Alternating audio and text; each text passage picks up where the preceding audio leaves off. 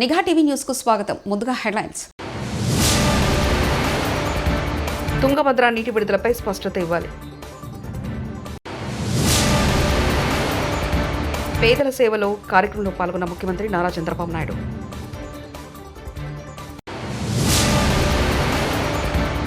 యూకేలో పీడీఎస్ఎల్ knowledge centre ప్రారంభించిన కేటీఆర్. బాబు భవిష్యత్తుపై సజ్జల ఆసక్తికరమైన వ్యాఖ్యలు. ఏడాది తుంగభద్ర జలాశయం నుంచి నీరు అందించడంపై రైతులు ఆందోళన చెందుతున్నారు. నీటి విడుదలపై అధికారులు స్పష్టత ఇవ్వాలని తుంగభద్ర రైతు సంఘం అధ్యక్షుడు దరూరు పురుషోత్తం గౌడ అన్నారు. శనివారం ఆయన విలేకరుల సమావేశంలో మాట్లాడుతూ ఇటీవల ఆనకట్ట నిపుణుడు కన్నయ్యలాల్ మాట్లాడుతూ ఈ సంవత్సరం 70% నీటిని మాత్రమే నిల్వ చేయగలిగామన్నారు. మేము అధికారంలో లేకున్నా తెలంగాణలో పెట్టుబడులు పెట్టామని చెప్తున్నాం. ఎందుకంటే తెలంగాణ రాష్ట్ర ప్రయోజనాలే నాకు ముఖ్యమంటూ యూకేలో కేటీఆర్ వ్యాఖ్యానించారు. అలాగే ఫ్యూచర్లో కూడా అంటే ఇవాళ నేను అధికారంలో లేను, బట్ స్టిల్ ఇక్కడికి వచ్చి నేను తెలంగాణలో పెట్టుబడులు పెట్టండి అని ఎందుకు చెప్తా ఉన్నానంటే ultimately state first, ultimately India first and Telangana first. కాబట్టి అట్లా అని చెప్పి ఎప్పటికీ ప్రతిపక్షంలో ఉండవు. 2-3 ఏళ్లలో వచ్చేస్తాము.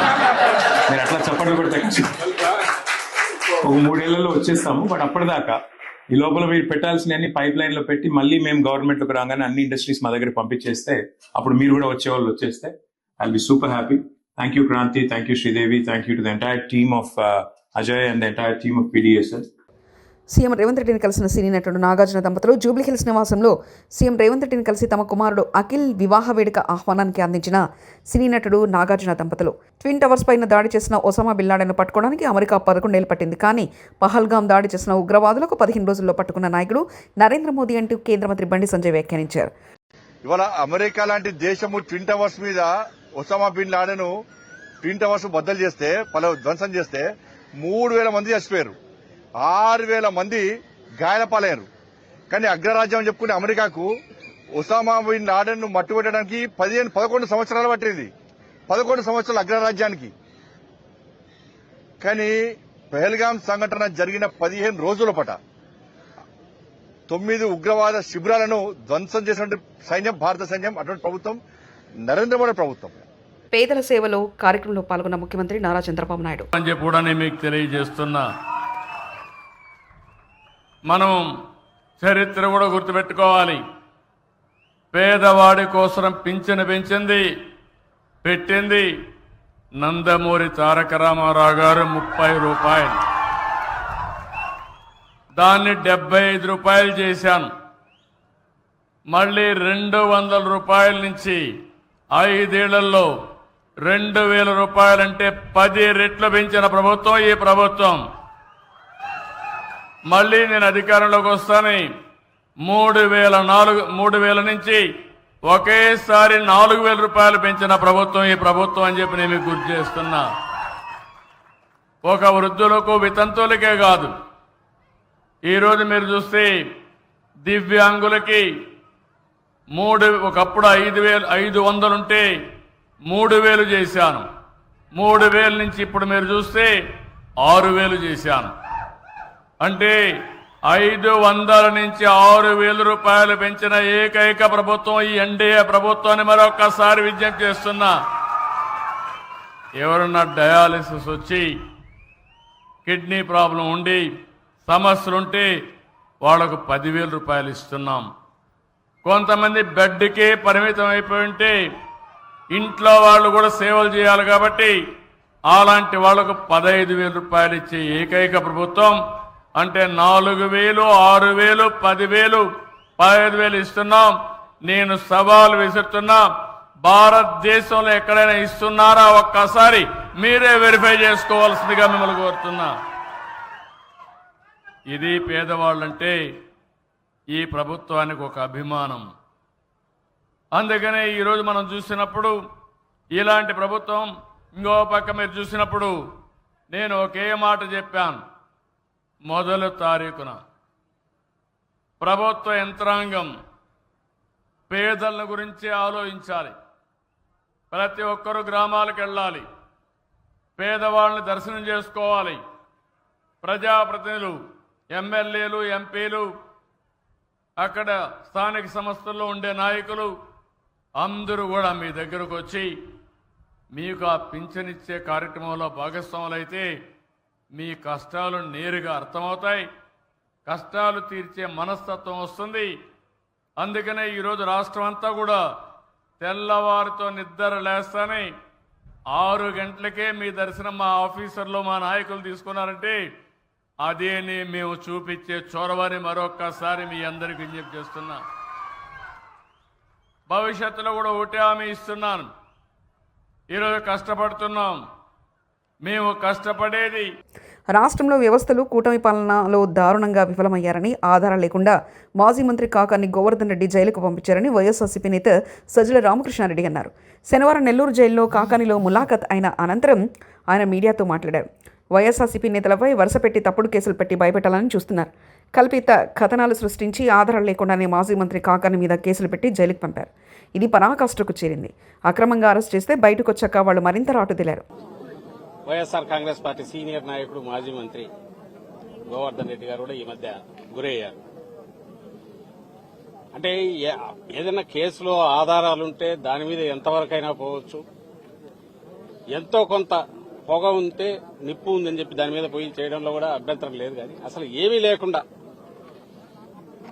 కల్పిత కథలన్నీ కలపడము, ఓ స్క్రీన్ ప్లే తయారు చేయడము, పాత్రలు సృష్టించడము, వాళ్ళ ఎల్లో మీడియాలో ఒక వారం 10 రోజులు నెల రోజులు నడపడం, ఆ తర్వాత వాళ్ళని ఎక్కడో పట్టుకొని కన్ఫెషన్ అని రాసుకోవడం, ఆ తర్వాత దానికి సంబంధించి ఏదో సెక్షన్లు పెట్టి ఎఫ్ఐఆర్ తయారు చేయడం. అది 10 ఏళ్ల క్రితందో 5 ఏళ్ల క్రితందో ఎప్పుడైనా సరే ఆ కాగితాలన్నీ పెట్టేసుకుని ఈ పత్రికల్లో వచ్చినప్పటికంటే జనంలో మెదడులలోకి ఎక్కించిన విష ప్రచారంతో ఎక్కించినవన్నీ కథలన్నీ ఎక్కించి పట్టుకురావడం, జైల్లో వేయడం.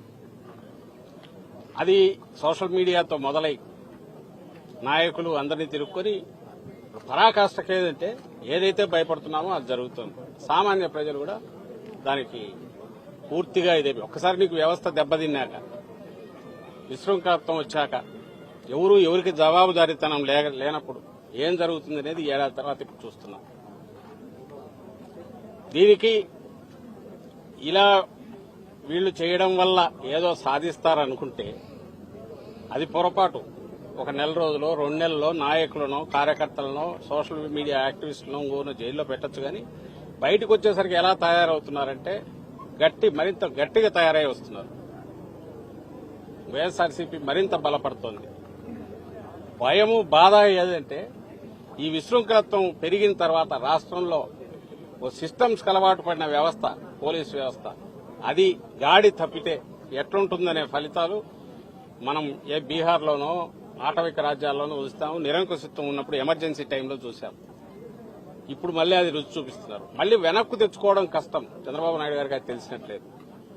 రెండవది, నువ్వు నాటిన విత్తనం ఈరోజు ఏదైతే రేపు దాని ఫలాలు ఎట్లుంటాయనేది కూడా ఆయన ఊహించట్లేదు. భయంకరంగా ఉంటాయి. ఇంత సింపుల్ అనుకోరా.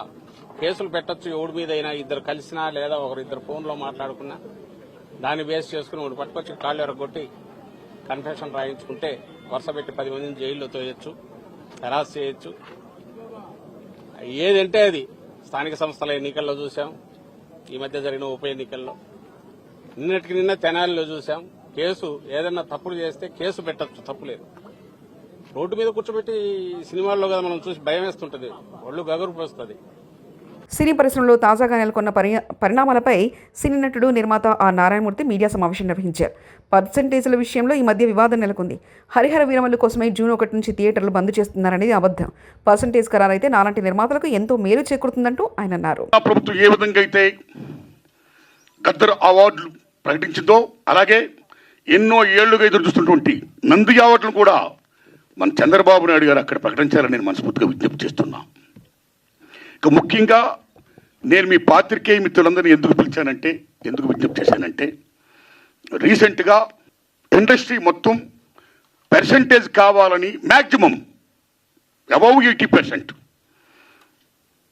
అనే ఇష్యూ మీద చర్చలు జరుపుతూ both producer council and film chamber అనేక చర్చలు జరుపుతూ కొనసాగిస్తున్న దశలో ఎప్పుడు చర్చలు ఫలప్రదం అవుతాయా, ఎప్పుడు సినిమా ఇండస్ట్రీలో పర్సెంటేజ్ సిస్టమ్ వస్తుందా అని ఎదురు చూస్తే నాలాంటి సగటు నిర్మాతలందరికీ కూడా తీరని విఘాతం జరిగింది. ఈ మధ్య రీసెంట్గా ఒక విషయం ఏంటంటే, హరిహరి వీరమల్లు అనే సినిమాని ఆపడం కోసమే జూన్ 1 నుంచి బంద్ ప్రకటిస్తున్నారు పర్సెంటేజ్ గానీ ఇవ్వకపోతే. గుజర్ హౌస్ అగ్ని ప్రమాదం గురించి సంచలన విషయాలు బయటపెట్టిన బాధితులు, ఫైర్ సిబ్బంది, అంబులెన్స్ సిబ్బంది నిర్లక్ష్యం వల్లే మా కుటుంబ సభ్యులను కోల్పోయామంటూ సంచలన వ్యాఖ్యలు చేస్తున్నారు బాధితురాలు. ఉస్మానియా ఆసుపత్రిలో వైద్యులు కాలు మొక్కినా సరే ఎఫ్ఐఆర్ వెంటనే వైద్యం చేస్తామని తేల్చి చెప్పారు. ఉదయం 6 గంటల 12 నిమిషాలకు సహాయం కోసం అంబులెన్స్, ఫైర్ సిబ్బందికి ఫోన్ చేస్తే 6 గంటల 45 నిమిషాలకు వచ్చిన 8 గంటల 4 నిమిషాల వరకు ఎలాంటి సహాయక చర్యలు చేపట్టలేదు. ఫైర్ సిబ్బంది వద్ద కనీసం టార్చ్ లైట్లు, ఫైర్ ఇంజిన్లో నీళ్లు ఉన్న పైపులకు రంధ్రాలు ఉండడంతో ప్రెషర్ రాలేదంటూ వ్యాఖ్యానించారు. Either the pressure was low or there was a leakage in the pipe. Also, the fire personnel was unable to join the pipes further. There were no torch lights and the equipments to break the door. Not a single fire personnel was ready to go inside the premises. Likewise, was the condition of ambulance had arrived at the scene. Civilians, including my son Nitish and my other relatives, brought the first victim at the time of 8 o'clock. There were no oxygen mask in the ambulance, so also few of the drivers were not in the stable condition. Other ambulances were also either lacking oxygen or mask. Further, victims were brought out from the premises by the civilians. Fire services personnel were busy requesting us for the torch lights and other equipments to go inside the premises. Not even a single person is ready to go inside the house to help the persons. The fire services did not administer even a basic CPR to the victims. So, రైతుల సమస్యలపై ఉద్యమానికి పిలుపు. తెలంగాణ రైతు సంఘం కేంద్ర రాష్ట్ర ప్రభుత్వాల హామీలు, రైతాంగ సమస్యలు పరిష్కరించాలని జూన్ 11న జిల్లా వ్యాప్తంగా ఎంఆర్ఓ ఆలయాల ఎదుట ధర్నాలు. రైతుల సమస్యల పరిష్కారం కోసం తెలంగాణ రైతు సంఘం ఆధ్వర్యంలో జిల్లా వ్యాప్తంగా పెద్ద ఎత్తున ధర్నాలు నిర్వహించనున్నట్లు జిల్లా ప్రధాన కార్యదర్శి బూక్యా చందునాయక్ ప్రకటించారు. కేంద్ర రాష్ట్ర ప్రభుత్వాల రైతు వ్యతిరేక విధానాలు నిరసిస్తూ జూన్ 5, 6 తేదీల్లో బ్యాంకుల ఎదుట, జూన్ 11న తహసీల్దార్ కార్యాలయం ఎదుట ధర్నాలు నిర్వహించనున్నట్లు తెలిపారు. శనివారం నాడు జనగాంలోని ప్రజా సంఘాల కార్యాలయంలో జరిగిన జిల్లా కార్యవర్గ సమావేశంలో ఈ నిర్ణయం తీసుకున్నారు.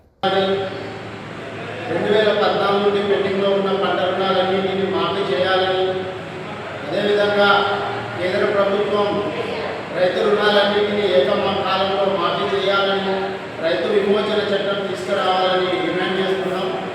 ఎందుకంటే దేశంలో లక్షల కోట్ల రూపాయల బడా కార్పొరేట్ పెట్టుబడిదారులకు మోడీ ప్రభుత్వం మాఫీ చేస్తూ ఉన్నది. కానీ ఈ దేశాన్ని అన్నం పెట్టే రైతన్న వ్యవసాయాన్ని వదిలేసి పట్టణాలకు వలసపోయేటువంటి పరిస్థితి ప్రభుత్వ లెక్కల ప్రకారం పెరుగుతూ ఉన్నది. కాబట్టి రైతు రుణాలన్నింటినీ కేంద్రం అదేవిధంగా రాష్ట్రం మాఫీ చేసి తిరిగి కొత్త రుణాలు ఇవ్వాలని డిమాండ్ చేస్తూ ఈ నెల జూన్ 5, 6 తేదీలలో జిల్లా వ్యాప్తంగా బ్యాంకుల ఎదుట తెలంగాణ రైతు సంఘం ఆధ్వర్యంలో ధర్నా కార్యక్రమం నిర్వహించడం జరుగుతుంది. అదేవిధంగా రైతాంగ సమస్యలన్నింటినీ పరిష్కరించాలని, ముఖ్యంగా 2 రోజుల క్రితం కేంద్ర ప్రభుత్వం మద్దతు ధరలను ప్రకటించింది.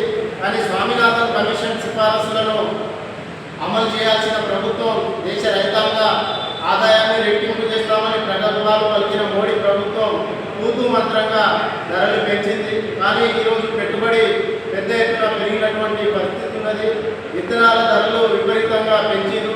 కానీ రైతుల ఆదాయాన్ని పెంచాలంటే స్వామినాథన్ కమిషన్ సిఫారసుల ప్రకారం కనీస గిట్టుబాటు ధరల గ్యారంటీ చట్టం చేయాలని, కేంద్ర ప్రభుత్వం రాతపూర్వకంగా ఇచ్చిన హామీలను అమలు చేయాలని డిమాండ్ చేస్తూ, అదేవిధంగా తెలంగాణ రాష్ట్రంలో సాదా బైనామా ద్వారా దరఖాస్తు చేసుకున్న రైతులందరికీ ఫీల్డ్ సర్వే నిర్వహించి పట్టా చేయాలని డిమాండ్ చేస్తూ జూన్ 11వ తేదీన ధర్నా కార్యక్రమం నిర్వహిస్తూ ఉన్నాం. కాబట్టి జూన్ 5, 6 తేదీల్లో పంట రుణాలు మాఫీ చేయాలని, తిరిగి కొత్త రుణాలు ఇవ్వాలని, అదేవిధంగా జూన్ 11వ తేదీన రైతాంగ సమస్యలు పరిష్కరించాలని కేంద్ర ప్రభుత్వం. తుంగభద్ర నీటి విడుదలపై స్పష్టత ఇవ్వాలి. పేదల సేవలో కార్యక్రమంలో పాల్గొన్న ముఖ్యమంత్రి నారా చంద్రబాబు నాయుడు.